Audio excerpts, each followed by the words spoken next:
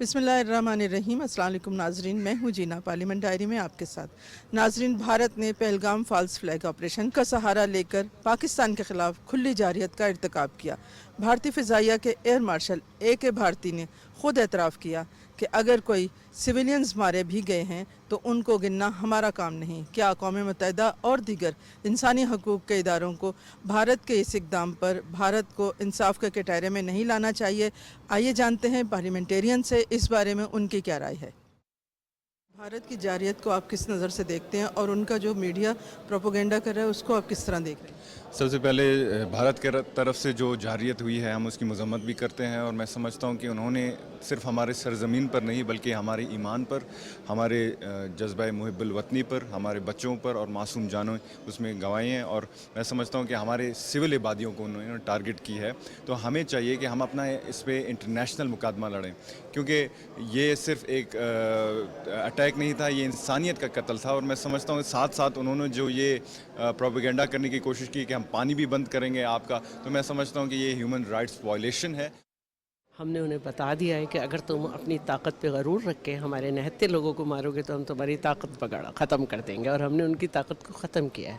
ہم نے ان کو سائبر اٹیک بھی کیا، ہم نے ان کے 6 جہاز بھی گرائے، ہم نے ان کے 80 ڈرون بھی گرائے، اور ہم نے ان کی 26 سے زیادہ بیسز تباہ کی۔ تو اب ان کو یہ سمجھ لینا چاہیے اور دنیا کو بھی یہ سمجھ لینا چاہیے کہ پاکستان جو ہے وہ کوئی کمزور ملک نہیں ہے۔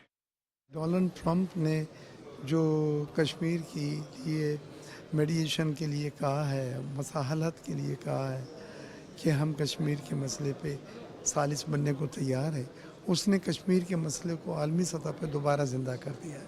اب یہ پاکستان کا کام ہے، اور بلاول صاحب اور ایک ڈیلیگیشن سینئر جو سیاستدان ہیں قومی اسمبلی کے اور سینٹ کے، وہ جا رہے ہیں جو کشمیر میں جرم ہو رہے ہیں، جو زیادتیاں ہو رہی ہیں، اور پھر جو اقوام متحدہ کے قراردادوں کے مطابق کشمیر کا حل ہونا چاہیے۔ یہ جو ڈرامے انڈیا کرتا ہے ہمیشہ رات کی تاریکی میں کرتا ہے، کیونکہ چور چوری کرتے ہیں رات کی تاریکی میں، لیکن 25 کروڑ پاکستان کی عوام، افواج پاکستان، جنرل سید عاصم منیر صاحب اور وزیر اعظم پاکستان محمد شہباز شریف صاحب اور حکومت، تمام سیاسی جماعتیں ایک پیج پر تھیں، جس کے بعد اللہ تعالیٰ نے پاکستان کو فتح یاب کیا اور انڈیا بری طرح ایکسپوز ہوا۔ اب انڈیا نے جو کچھ بھی کیا وہ اس کے لیے خفت مٹانے کے لیے روز ایک نئی بات کرتا ہے، اب ہم یہ کریں گے، اب ہم یہ کریں گے، وہ کچھ نہیں کریں گے، نہ ان کے پلے کچھ ہے۔ بھارت کے یہ جو اقدامات ہیں نہ صرف اپنے پڑوسیوں کے ساتھ ہیں بلکہ ملک کے اندر بھی ان کی یہی حالت ہے، تو یہ تو ان کی ایک فطرت میں شامل ہے کہ انہوں نے لوگوں کو دکھ دینا ہی دینا ہے۔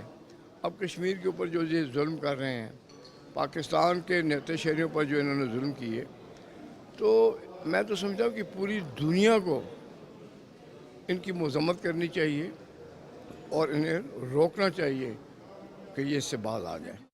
پوری دنیا جانتی ہے کہ بھارت جو ہے ہمیشہ ہی فالس پروپیگنڈے کے پیچھے چھپتا ہے اور ہمیشہ ہی فالس پروپیگنڈے کا سہارا لیتا ہے۔ آپ اگر 2019 میں پلوامہ اٹیک کو لے لیں تو وہ بھی ایک فالس فیکٹڈ آپریشن تھا، اور دوسرا ابھی جو 2025 میں ابھی جو ریسنٹ پہلگام میں یہ انہوں نے اس کو ایک کیس بنایا، وہ بھی ایک فیکٹیشیس سارا پروپیگنڈا تھا۔